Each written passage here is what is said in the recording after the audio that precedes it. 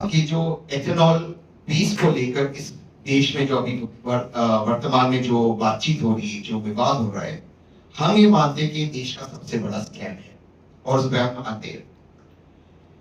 Ethanol बीस की जो पॉलिसी है, ये पूरी तरह से नॉन ट्रांसपेरेंटली इसको इंट्रोड्यूस करवाया गया। अब इसके तथ्य क्या है, मैं आपके सामने रखता हूं। सबसे पहले एक चीज को क्लैरिफाई करता हूं, एथेनॉल बीस के खिलाफ नहीं है, बिल्कुल इसके खिलाफ नहीं है। अगर गडकरी साहब चाहे या हरदीप पुरी जी चाहे, एथेनॉल 20 के बाद एथेनॉल 25 लाए, 30 लाए, 100 लाए, आइंस्टाइन बनते एथेनॉल 200 लाए, हवा में उड़ने वाली बस बनाए, पानी पे चलने वाली गाड़ी बनाए, हम उसके खिलाफ नहीं है। लेकिन उसके लिए 360 डिग्री इंफ्रास्ट्रक्चर बनाए। सबसे पहला जो एथेनॉल 20 के लिए नहीं बनाया गया था। दूसरी चीज, दस्तावेज सार्वजनिक करें। तीसरी चीज जो है, एथेनॉल 10 गाड़ियों के लिए एथेनॉल 10 उपलब्ध कराए तब तक जब तक गाड़ी फेज आउट ना हो। एथेनॉल की पॉलिसी अटल बिहारी वाजपेयी जी ने इसकी कल्पना की, मनमोहन सिंह जी ने इसको नोटिफाई किया और मोदी जी ने इसको आगे ले गया। यहां तक कोई दिक्कत नहीं है। दिक्कत यहां है जब इस पॉलिसी को प्रीपोन किया गया बिना 360 डिग्री इंफ्रास्ट्रक्चर। जो एआरआई की रिपोर्ट है, सीएम की रिपोर्ट है, नीति आयोग की सरकार की स्वयं की रिपोर्ट है, वो ये कहता है कि एथेनॉल 20 का जो कार्यक्रम है 2030 से लागू होना चाहिए। ये इसलिए 2030 तक लागू होने चाहिए था क्योंकि 80 से 90% गाड़ियां आज भी वर्तमान में इस देश में एथेनॉल 10 कंप्लायंट है, एथेनॉल 20 कंप्लायंट नहीं है। ये जो दस्तावेज है सार्वजनिक नहीं है। अगर एथेनॉल 20 पॉलिसी आपके हित में, हमारे हित में है, तो मैं आज एक सवाल इस मंच से पूछता हूं कि आप पत्रकार बंधुओं के सामने पॉलिसी के सारे दस्तावेज सार्वजनिक क्यों नहीं करते? ये आप ही के हित में ना? क्या आप लोगों में क्षमता नहीं है पॉलिसी पढ़ने के लिए? हमने फिर आरटीआई डाला नचिकेता ने, एआरआई की रिपोर्ट के लिए, सीएम की रिपोर्ट के लिए। जो रिपोर्ट से हमारे हित में, ये रिपोर्ट सार्वजनिक नहीं करते, इसके आरटीआई को रिजेक्ट कर दिया और इसके ऊपर ये आरटीआई की कॉपी है, इसको रिजेक्ट कर दिया और इसके ऊपर एफआईआर कर दिया। क्या वो उस पर बात है? तो इस पे एफआईआर कर दिया और उसके आरटीआई की रिपोर्ट को रिजेक्ट कर दिया। मैं फिर से कहता हूं, एथेनॉल 20 की पॉलिसी अगर हमारे हित में, जो रिपोर्ट की वजह से एथेनॉल 20 पॉलिसी लागू की गई वो सार्वजनिक क्यों नहीं है? जो सिर्फ सार्वजनिक है, नीति आयोग की रिपोर्ट ये कहती है 2030 से लागू होना चाहिए। सरकार हमें काउंटर करती है, ये कहते हैं कि एथेनॉल 10 गाड़ी में एथेनॉल 20 पेट्रोल चलता है। मैं उतना जानकार नहीं हूं, इतना सरकार की तरफ विद्वान नहीं हूं गडकरी जी और हरदीप पुरी जी जैसा। लेकिन मेरा बहुत सिंपल प्रश्न है, अगर एथेनॉल 10 गाड़ी में एथेनॉल 20 पेट्रोल चलता था साहब, तो आपने एथेनॉल 10 गाड़ी को अपग्रेड क्यों कराया? उसका सर्टिफिकेशन क्यों करवाया? क्यों उन्हीं की गाड़ी के इंस्ट्रक्शन मैनुअल्स में कहा जाता है कि आप एथेनॉल 10 से अधिक पेट्रोल नहीं डाल सकते? ये सवाल का जवाब सरकार देती नहीं है। सरकार क्या कहती है, आपने कितनी गाड़ियां देखी जो सड़क पे गिर गई? ये सरकार का एक स्टैंडर्ड रिस्पॉन्स है। इससे बड़ा मूर्ख सवाल मैंने आज तक नहीं देखा। उसका मैं आपको छोटा सा उदाहरण दे देता हूं। मान लीजिए किसी ने आपको कहा कि आपको शराब नहीं लेना चाहिए, जो नितिन गडकरी जी की फैक्ट्री में बनती है, नहीं लेना चाहिए। लेकिन आप रोज एक पैक पीते हो या एक ग्लास वाइन लेते हो, धीरे धीरे आप 2 पैक पीते हो, धीरे धीरे आप 2 ग्लास वाइन लेते हो, धीरे धीरे आप 1 बोतल शराब पीते हो। आपको एक दिन में लिवर सिरोसिस नहीं होगा, होते होते आपको समय लगेगा, लेकिन जो आपकी बॉडी में समस्या आती है आपको पता चलेगा। ठीक उसी तरह अब इन गाड़ियों में समस्या आ रही है और अधिकतर जो गाड़ियां है 2 व्हीलर गाड़ियां इस सड़क के ऊपर। अब इस बात को खुद हरदीप पुरी जी और नितिन गडकरी जी एडमिट करते हैं, कहते हैं कि आपका जो गैस किट 50,000 किलोमीटर में चेंज नहीं होगा, 30,000 किलोमीटर में चेंज होगा। आपका वॉशर का मुफ्त में चेंज करेगा। अरे भाई, आपने हमसे परमिशन किया कि 40% जल्दी हमारा गैस किट खराब होगा? आपने हमसे परमिशन किया कि हमारा जो वॉशर है वो खराब होगा? मान लीजिए आप में से किसी के पास 2 व्हीलर है, आप जा रहे हो, सड़क पे आपकी गाड़ी खराब हो गई, आपके पास 4 व्हीलर है, परिवार के साथ आपकी गाड़ी खराब हो गई, इसकी जिम्मेदारी कौन देगा? क्या आपने हमसे परमिशन ली? ये कैसा देश है कि आप हमसे परमिशन ले रहे हो हमारी गाड़ी के बदले में? देखिए, गाड़ी दूसरी सबसे महंगी चीज है जो एक भारतीय खरीदता है, दूसरी सबसे महंगी चीज है। और एक गाड़ी जब खरीदता, वहां पे मेरे भाई चार्टर्ड अकाउंटेंट, आप लोग 15 साल का टैक्स एडवांस में भरते हो, आप लोग रोड टैक्स भरते हो, इंश्योरेंस भरते हो, जीएसटी भरते हो, कुछ राज्यों में आप उसके ऊपर सेस भरते हो, आप पार्किंग चार्जेस भरते हो, आप अन्य चार्जेस भरते हो, टोल पे जाते हो टोल चार्जेस भरते हो। एक गाड़ी आदमी कब खरीदता है? खुशी के मौके पे, दिवाली हो, गुड़ी पाड़वा हो, गणेश जी का त्योहार हो, ईद हो, क्रिसमस हो, उस गाड़ी को आपने स्ट्रेस का विषय कर दिया। क्यों आपने किया? किसकी परमिशन से किया? और कितनी आसानी से कह देते माइलेज कम हो गया। मैं नहीं जानता यहाँ पर आप में से किसके पास टू व्हीलर है, लेकिन मैं ये चीज कॉन्फिडेंटली से कह सकता हूं, आप में से अधिकतर लोगों ने जिन्होंने टू व्हीलर खरीदा है, वो भी टू व्हीलर में सबसे पहली चीज आपने माइलेज देखी होगी। अधिकतर मैं कॉन्फिडेंस से कह सकता हूं। किसने तो अधिकार दिया हमारा माइलेज कम करने को? किसने अधिकार दिया? क्या आपसे पूछा कि मैं माइलेज कम कर रहा हूं? ये कैसे ये माइलेज कम करने की बात रखते हैं? फिर हम आते हैं नेक्स्ट स्टेप के ऊपर। हरदीप पुरी जी कहते हैं कि फॉर्मूला गाड़ी में भी एथेनॉल। किस तरह की घमंड से बात करते हो? फॉर्मूला पहले तो, और आप सब पत्रकार हो, पुणे के अंदर फॉर्मूला जैसे रेस करते क्या फॉर्मूला जैसे गाड़ी चलाते? मतलब एक चीज होता कि आप घमंड से बात करो, एक चीज होता आप समझो कि दूसरा सामने वाला व्यक्ति बेवकूफ है, आप कुछ भी बोलोगे और वो मान लेंगे, इस सड़क फॉर्मूला वाले सड़क है। लेकिन फॉर्मूला की रेसों में, और आप सबने देखा होगा रेस, पिट स्टॉप होता। पिट स्टॉप में 100 से 150 इंजीनियर होते एक टीम के पीछे। वही गाड़ी का इंजन का पार्ट्स चेंज होता, वही गाड़ी के इंजन का सर्विसिंग होता, रेस के बाद गाड़ी के इंजन का सर्विसिंग होता, 4 इसके बाद ओवरहॉलिंग होता, 6 इसके बाद उस गाड़ी का इंजन चेंज होता। आप लोग कर सकते हैं अपनी गाड़ी का इंजन चेंज। फॉर्मूला में चलता तो हम लोग अपनी गाड़ी में चला दो। मतलब कौन सी बात कर रहे हो? कहां से ये बात आई? किस घमंड से ये बात आई?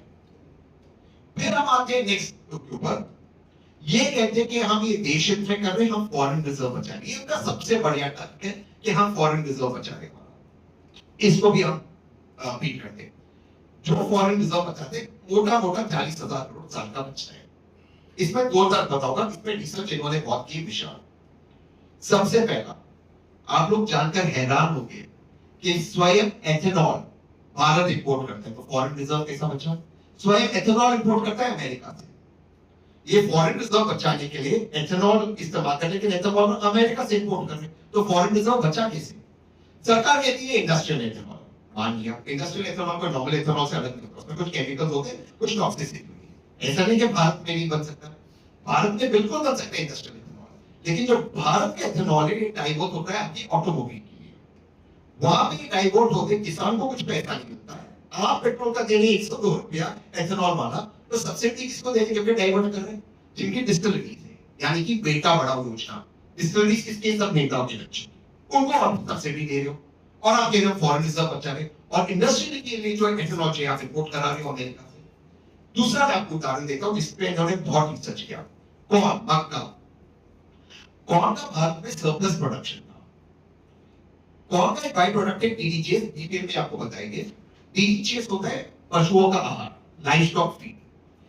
इसको जो है भारत एक्सपोर्ट करता था, इतना भारत का सरप्लस प्रोडक्शन था।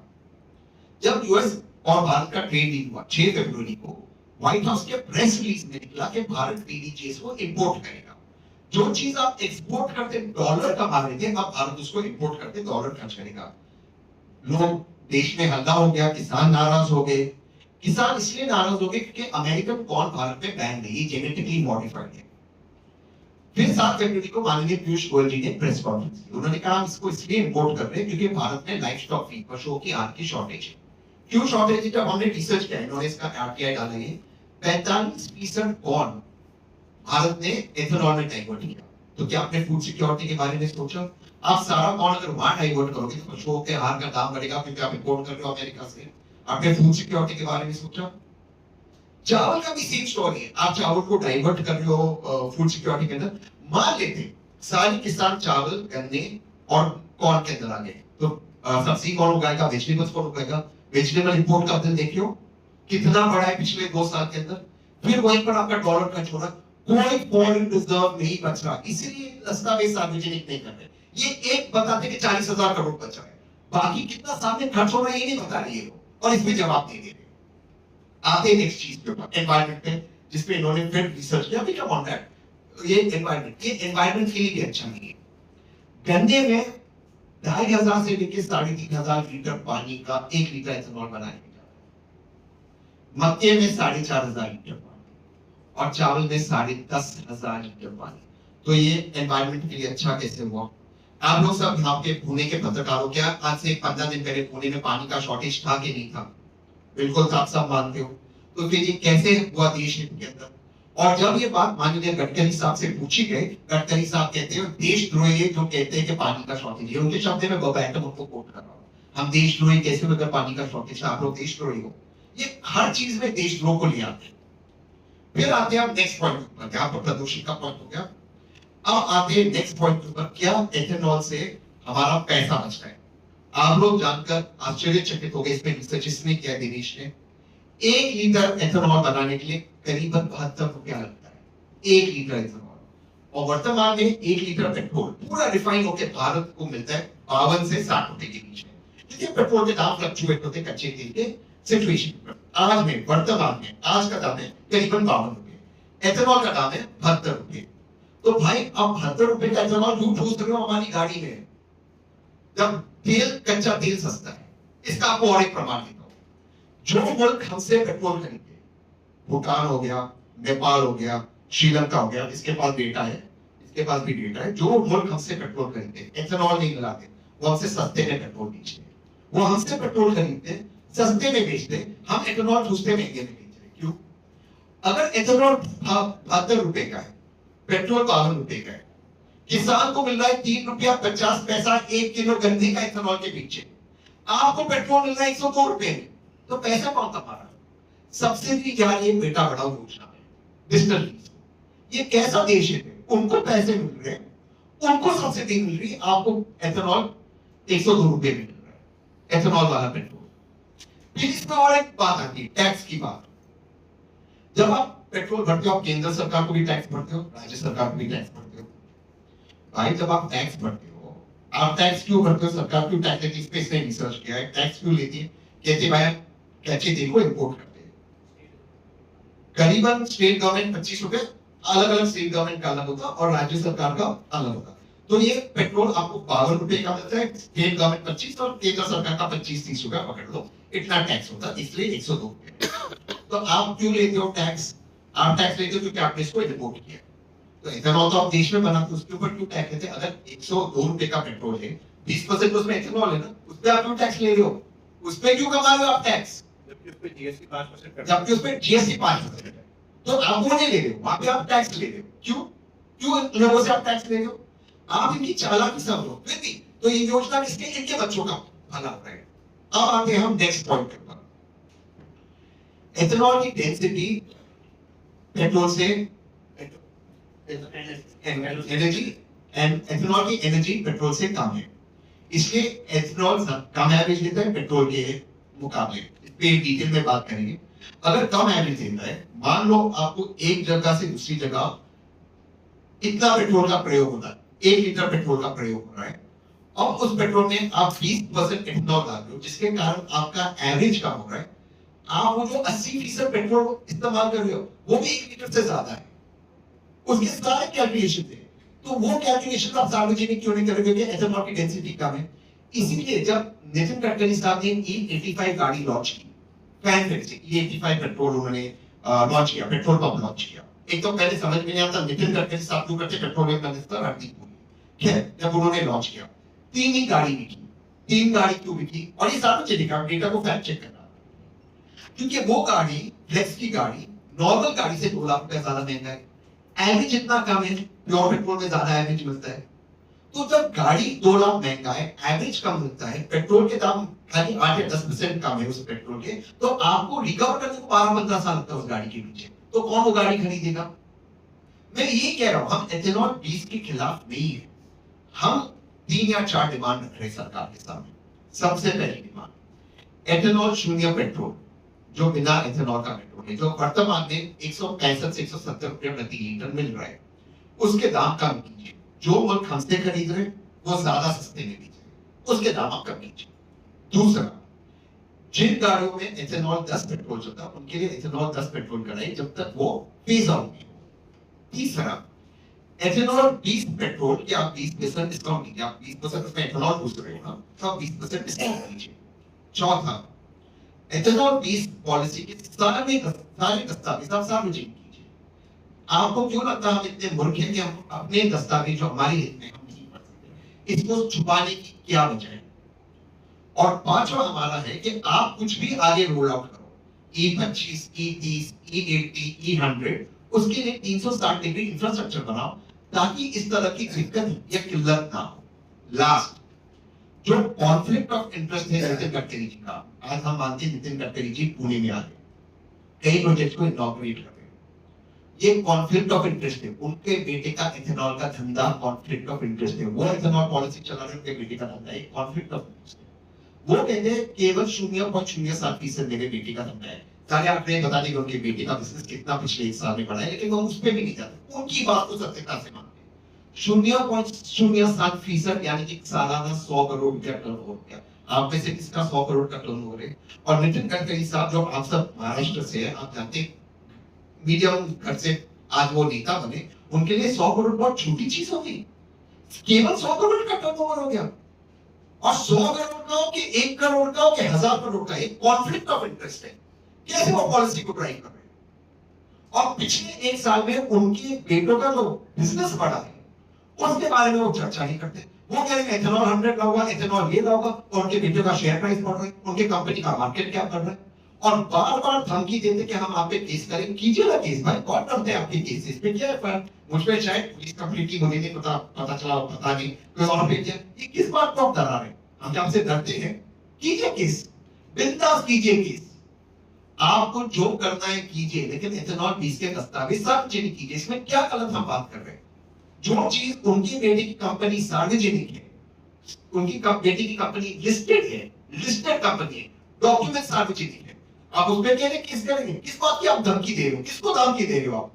इन्होंने नितिन गडकरी जी ने चैलेंज किया था सार्वजनिक तौर पे, एक गाड़ी बनाओ जिसमें एथेनॉल 20 का प्रॉब्लम हो। एक गाड़ी की बात की, हम 6 लोगों को ले 6 लोगों को ले गए, इन्होंने तुगलकी फरमान देते हमें तुगलक पुलिस स्टेशन में बंद करवा दिया, पूरा तुगलक पुलिस स्टेशन में बंद कराया।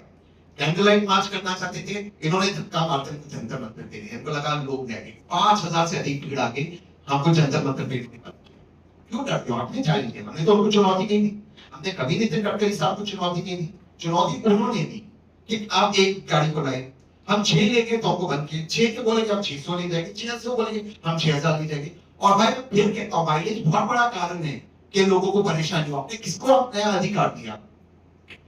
जिन मुल्कों का इस जिक्र करते हैं, ब्राजील अमेरिका, तो कहते हैं वो फेवरेट मुल्क है, ब्राजील अमेरिका में सिस्टम है। इन मुल्कों में 1970 से पॉलिसी शुरू हुई, 1970 से शुरू हुई पॉलिसी। अब जाके अब भी एक चीज सोचिए, इसने बहुत अच्छा चीज बोला, सबसे ज्यादा एथेनॉल का प्रोड्यूसर फाइल क्यों कर रहा है? वो भी समय ले रहा है, वो उसका 2030-2040 का डेट दिया है, उन्होंने प्रीपोन नहीं किया। और इनमें से सारे 2040-2045, चलो वो तो और भी देर के लिए, उन्होंने क्यों नहीं किया? तो टेक्नोलॉजी के लिए आगे होंगे, और सारे मुल्कों के दस्तावेज सार्वजनिक, इस सारे मुल्कों में बेटा बढ़ाओ योजना नहीं चली, एथेनॉल की डिस्ट्रीब्यूशन के बच्चे नहीं चला रहे, इन नेताओं के बच्चे। आप में से कितने लोग की शुगर मिल है या जानते हैं जिसकी शुगर मिल है? जितनी भी शुगर मिल है नेताओं की, चाहे किसी भी तरह की, मैं केवल भाजपा की बात नहीं कर रहा हूं। ये बात है कि महाराष्ट्र में शुगर की शरद पवार जी, आप मानते हो सब शुगर मिल जोन की है? शुगर मिल आप में से किसी की नहीं है, आपके परिवारों में से किसी की नहीं है। फिर गडकरी जी घमंड से कहते हैं 170 रुपए में पेट्रोल खरीद लो, चाहिए क्यों खरीदे 170 में? आप काम क्यों नहीं करते? ये कौन सा घमंड है इनके अंदर? लास्ट चीज एक मैं कहना चाहता हूं, एक और चीज हमें कहा गया है कि हम फेल्ड अनएम्प्लॉयड सोशल एक्टिविस्ट हैं, ये हड्डी पूरी चीज का बिल्कुल हम नाकामयाब है। कम से कम हमें पिताजी की जरूरत नहीं चाहिए कि डिस्टिलरी हमारी खोले, हम बेरोजगार हैं, हम बेईमान नहीं है, ये चीज को याद रखें। और गडकरी जी जो बार बार एक चीज कहते हैं कि मैं पेट्रोलियम मंत्री नहीं, मुझे क्यों टारगेट किया जा रहा है, हमें 22 लाख करोड़ की ऑयल लॉबी की फंडिंग मिली, गडकरी जी ने सार्वजनिक कहा। मैं इस मंच से 2 चीज कहकर अपनी बात को विराम दूंगा। आप लोगों के सामने हमारा ईडी से जांच होनी चाहिए, फॉरेंसिक जांच। मैंने सीए वहां कह रहा हूं कि उस सर पे हाथ मार रहे, कह रहे यार मेरे को सारे अकाउंट्स देना होगा, पर जेन्युइनली हमारे ईडी की फॉरेंसिक जांच होनी चाहिए। क्यों नहीं होनी चाहिए? हमारा मेरा लाइन डिटेक्टर टेस्ट होना चाहिए कैमरा पर, सार्वजनिक। क्यों नहीं होना चाहिए? उसी के साथ गडकरी साहब एथेनॉल 20 कार्यक्रम के सारे दस्तावेज सार्वजनिक कर दे जो एशियन में, और उनके बेटे के धंधे के सारे दस्तावेज सार्वजनिक कर दे। एथेनॉल का एथेनॉल, पेट्रोल का पेट्रोल हो जाएगा। क्यों नहीं करते वो? जो चैलेंज देते तो वो क्यों नहीं करते? अगर एथेनॉल 20 या सब मैं रिवोल्ट होता एक लास्ट चीज मैं एक बट मैं इनको बता दें कि किसानों को मिलता है 3.5 रुपए किलो एथेनॉल की, 3.5 रुपए किलो। एक लास्ट चीज से मैं अपनी बात को विराम दूंगा। हम सारे डिबेट के लिए सारे दस्तावेज ले तैयार हैं। सरकार ने प्रेस कॉन्फ्रेंस किया, उसमें सारे इंडस्ट्री के बड़े बड़े कंपनीज के मालिक रखा, कंपनीज के खिलाफ नहीं, वो भी हमारे लोग हैं, देश में रोजगार पैदा करते हैं, किसी कंपनी के खिलाफ नहीं हुआ। हमें ठीक है, हमें समझ में आया, कई बड़े स्टील के उद्योगपति को ट्वीट करवा दिया, हम किसी के खिलाफ नहीं, ये देश में उद्योग देते हैं, उनका शुक्रगुजार है। लेकिन उस प्रेस कॉन्फ्रेंस के अंदर एक ऑथर मांगी इंजीनियर इंडिया लिमिटेड से। इंजीनियर इंडिया लिमिटेड का कोई लेना देना नहीं, ना पेट्रोल से है ना गाड़ियों से, लेकिन फैंसी साउंड करता है पीएसयू इंजीनियर।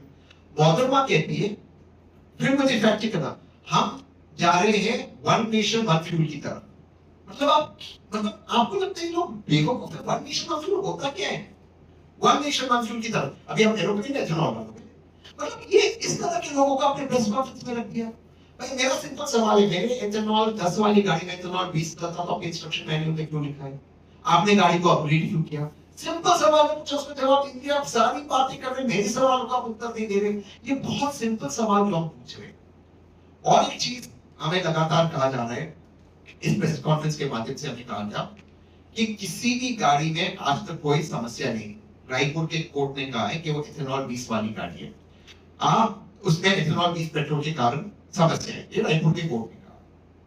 सरकार के जितने भी सपोर्टर्स हैं वो इस बात को सेलिब्रेट कर रहे हैं कि मारुति कह रही है और मारुति के खिलाफ है कि वो एथेनॉल 20 की वजह से गाड़ी में समस्या नहीं, अडल्ट्रेटेड फ्यूल की वजह से समस्या है। ये मारुति का ऑफिशियल स्टेटमेंट है, ठीक है? एथेनॉल 20 की वजह से नहीं, कोर्ट गलत था, उसको चैलेंज करके जो प्रॉब्लम आया गाड़ी के अंदर अडल्ट्रेटेड फ्यूल की वजह से। मान लिया आपकी बात, तो भाई आप में से कोई भी विद्वान अपने घर से गाड़ी पेट्रोल लेके जाते घुमाता अपनी गाड़ी में, अगर अडल्ट्रेटेड फ्यूल आता तो उसकी जिम्मेदारी किसकी है? हरदीप पुरी जी की है ना भाई। अगर फ्यूल अडल्ट्रेटेड आप भरा देंगे फ्यूल, आप में से कभी किसी ने जाकर कहा कि मेरी गाड़ी में अडल्ट्रेटेड फ्यूल डालो? किसी ने कहा? ये क्या बेवकूफी की बात करें, अडल्ट्रेटेड फ्यूल है एथेनॉल नहीं। अरे हम भी कह रहे हैं अडल्ट्रेटेड फ्यूल है, तो उसकी जिम्मेदारी किसकी है? हमने टैक्स भरा है गाड़ी, हम टैक्स भरने के बाद गाड़ी खरीदते, फिर डबल टैक्स भरते, फिर सेस भरते, जीएसटी भरते, पेट्रोल पे टैक्स भरते, 4 बार टैक्स भरने के बाद आपको पेट्रोल नहीं दे सकते, रास्ते पे चलाने को टोल टैक्स। 3 लाख करोड़ सालाना बचाना है ना भारत का फॉरेन रिजर्व, 3 लाख करोड़। करते भी साथ सिर्फ अपना काम करें, दूसरों के काम में दखल ना दें। ट्रैफिक को ठीक करें, एनक्रोचमेंट हटाएं, सड़कें ठीक करें और ट्रक्स को कहीं लेफ्ट साइड पे चलें। सिर्फ इतना करेंगे 3 लाख करोड़ सालाना बचेगा, 3 लाख करोड़ सालाना। वो काम छोड़ दे, क्योंकि कॉन्ट्रैक्टर से पैसे किसको मिलेंगे? पहले नेता को, क्योंकि एनक्रोचमेंट किसकी है? वोट बैंक की। ये काम अगर कर लेना 3 लाख करोड़ सालाना बचेगा। ये छोड़ के बाकी सारे काम कर रही और सरकार आम आदमी के साथ खड़ी नहीं, जिसकी गाड़ी खराब हुई कंपनी के साथ खड़े के अडल्ट्रेटेड फ्यूल की वजह से खराब हुआ, कंपनी एथेनॉल की वजह से नहीं हुआ। भाई अडल्ट्रेटेड फ्यूल कौन डाला? किसने डाला? कहां से आया? ये चीजों से मैं अपनी बात को विराम करता हूं।